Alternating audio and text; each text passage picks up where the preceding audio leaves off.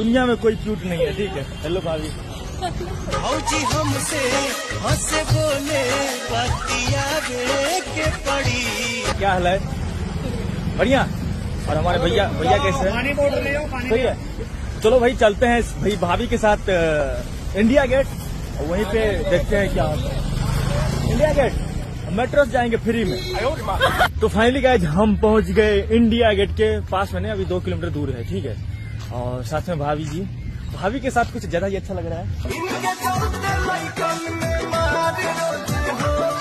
बात है क्यों पता है? क्योंकि भैया भाभी जी क्यूट है, इसके चलते। अगर भाभी क्यूट नहीं रहती तो अच्छा नहीं लगता है। ऐसन रूपवा सजावल का होई। भाभी जी हाथ मिलाइए थोड़ा।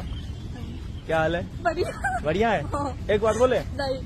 अरे नहीं, वो नहीं बोलेंगे। आप जो सोच रहे हैं हमें पता है। आप वीडियो देखते हो तो हम नहीं बोलेंगे, ठीक है।